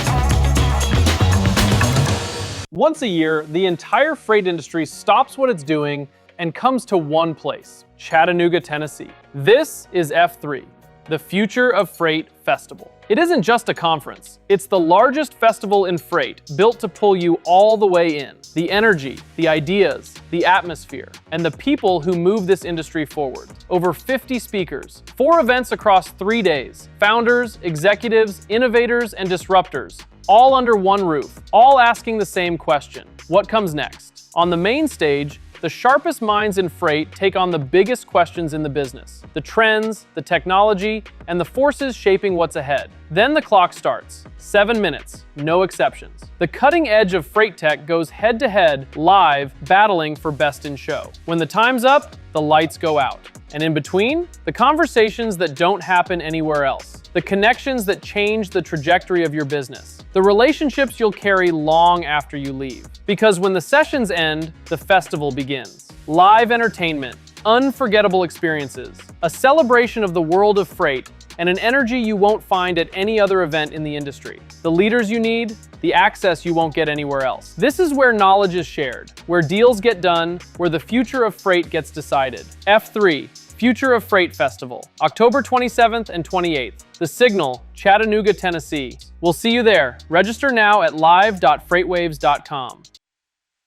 Welcome back to FreightWaves Today. We will get right to our next guest in a few minutes, but first we wanted to ensure, as we've been talking about tech so much today, that you don't forget that the Freight Tech 100 Awards are closing on August 31st. So be sure to send your submissions in today.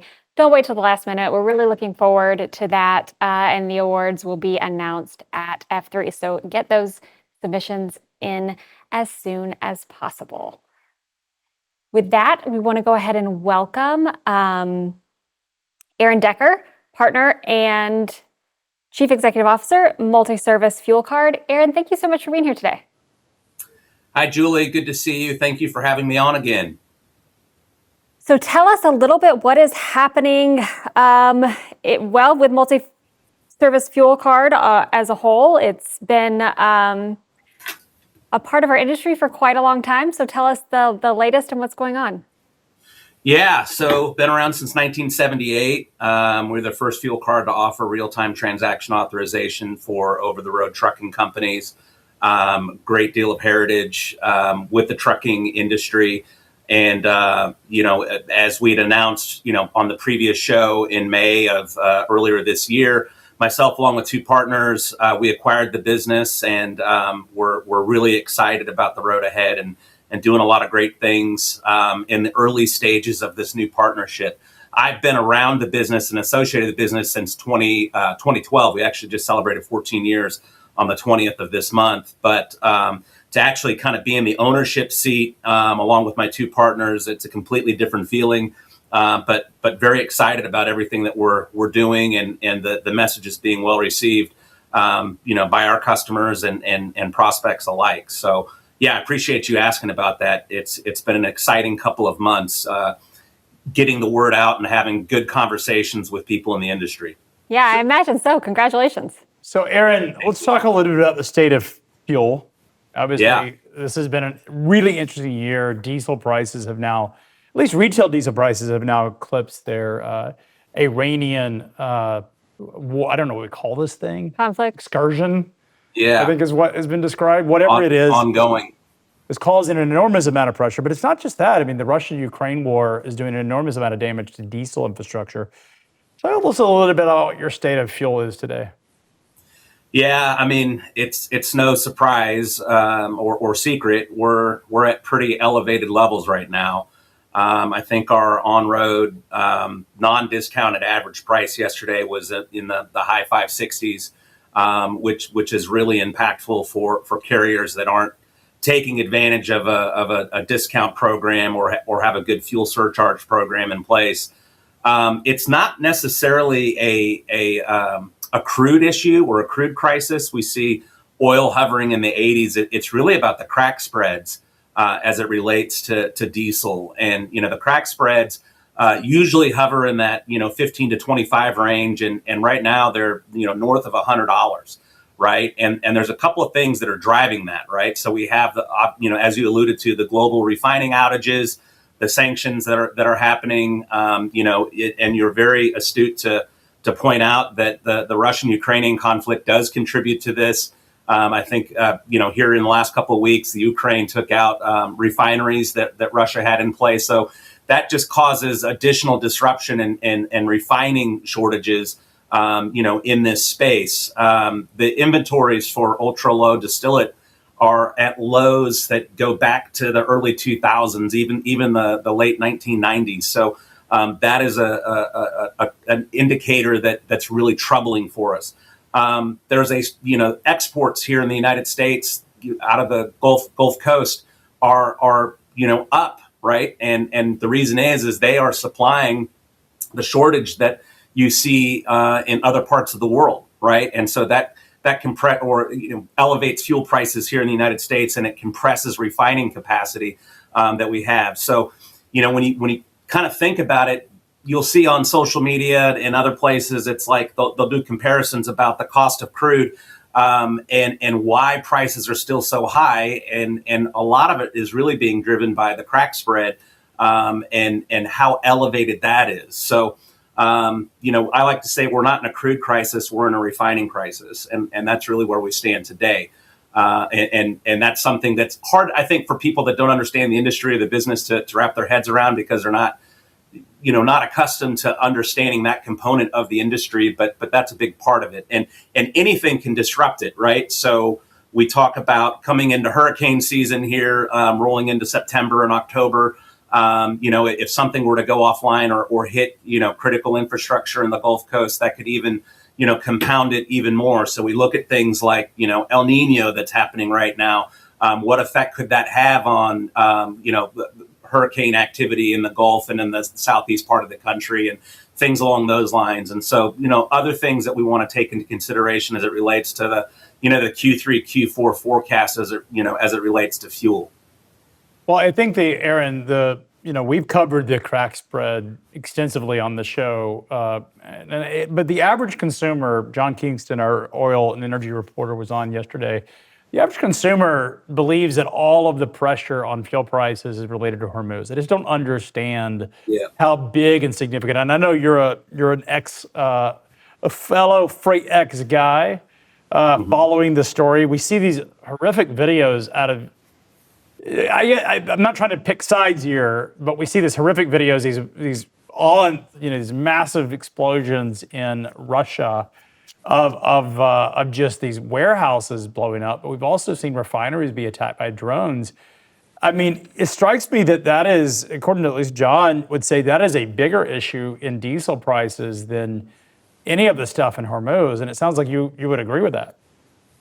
Yeah, I would. It certainly adds to the component, the things that we've been paying attention to, indicators, right? And there's a report that comes out every Wednesday that you can look at, and it's, Hormuz tanker traffic, Russian refinery runs, and then, U.S. distillate inventory reports. And, what are those things telling us? And you're absolutely right. The things that are happening as associated with the Ukrainian-Russian conflict are really impactful for the industry, because it takes off refining capacity that was helping backfill other parts of the world that are no longer in place right now because of that. And so, the political unrest that we see right now, or the geopolitical unrest that we see right now in different parts of the world, are the items that are causing this disruption and these elevated crack spreads. I don't know. We like to say if we can find peace, find a ceasefire, not only with the Strait of Hormuz and Iran, but also with Russia and Ukraine, then we should probably see prices drop fairly quickly. Although retail prices tend to parachute down, going down, then immediately spike up when there's any kind of unrest. The other piece of it is, though, if we don't see any changes, right, I don't anticipate this getting better in the very near future. I anticipate, and I think the EIA agrees with that. They adjusted their forecast from where they were at in the beginning of the year to how things stand now, and I would imagine we're north of $5 for the foreseeable future. But Aaron, it doesn't feel like the Russia-Ukraine conflict is going to be resolved anytime soon. I mean, yesterday, at least on X, there were some reports that the CIA had made an impromptu visit, sort of a surprise visit to Putin. The American flags got removed at the embassy, according to those reports. It strikes me that this is escalating, not actually cooling off. I mean, that is the pressure on energy. I mean, you're talking about $5, north of $5, potentially $6, $7. We could see this go up from here.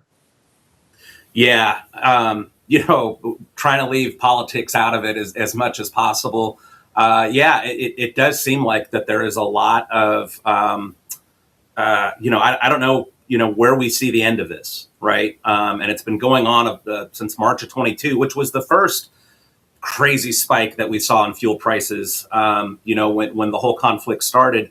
And it's still contributing, significantly to this day. I don't know where what the foreign policy is going to, where we're going to land on this from a foreign policy standpoint.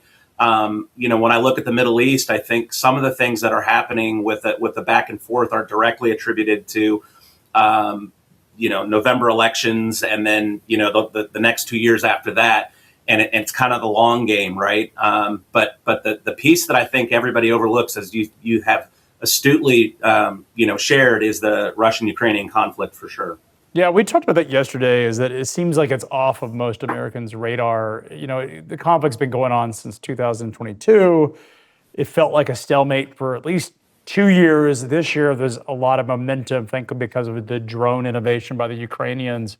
Are deploying utter hell on a lot of the logistics infrastructure and refinery infrastructure inside of Russia. But it doesn't feel like Putin can hold out as long as he wants to.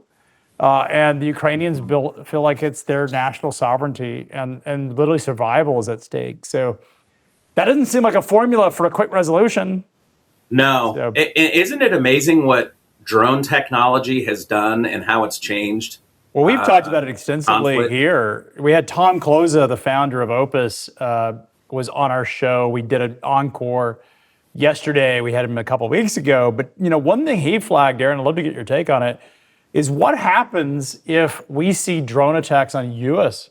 oil and energy infrastructure, refineries and things like that? I mean, I got to imagine this is something that, these sleeper cell groups are thinking about.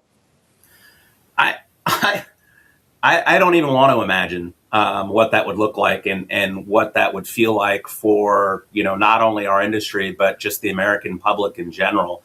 I'm hopeful that there's a way for from a defense standpoint that's something we've not seen yet that helps defend against this.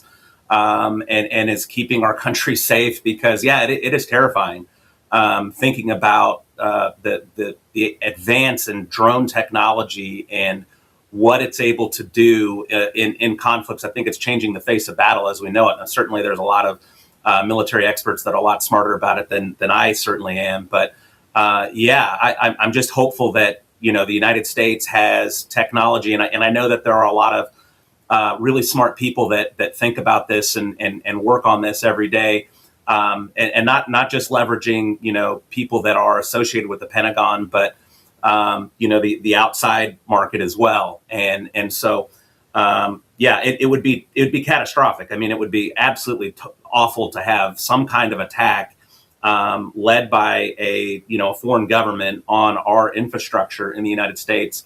It would immediately cause a great deal of distress. As best as I can say. Like, we've talked about September 11, a drone September 11, something we're not expected would really, I think, shock. I mean, the Dubai airport is now put up effectively scaffolding cages around the jet fuel tankers because these things are incredibly, I wouldn't say fragile, but they're not meant to, they're meant to hold things in. A lot of pressure. You disrupt it, they become bombs, and it's a quite scary situation. Obviously, they're in a conflict zone, subject to cruise missiles and drones, but I think these are intentionally for the drones themselves. But, like you said, Aaron, you don't need a cruise missile to take out an oil refinery. You don't need a cruise missile to take out a civilian aircraft. A drone will do the job. And that's the scary part, as we cover on this show, that these kinds of supply chain disruptions, we are in a proxy war in many ways around the world, and supply chains are the front lines. Yeah, the thing that keeps me, I guess, keeps my stress level lower when I start to think about these things is, we've had some really big events here in this country that would have been, your prototypical targets for, terrorist activity or things along those lines. I know that there were a lot of people talking about the World Cup, and that would be a prime opportunity. For something to happen that would be, an action done by a terrorist organization or a proxy or something along those lines, and nothing happened. And I know that that's a testament to, not only our intelligence frontline, but also our military. And so I just think about the things that we don't see and we don't hear about, and the groups of people that are protecting our country. I just got to put my faith in that. Growing up as a son of an Army chaplain and growing up a military brat, some of the best people, that our country has, serve our armed forces. And so hopefully, knock wood, they've got it on lockdown and under control. And we don't ever get to that point where we wake up like we did on 9/11 and turn on the TV and see, catastrophic things happening to, a city like New York.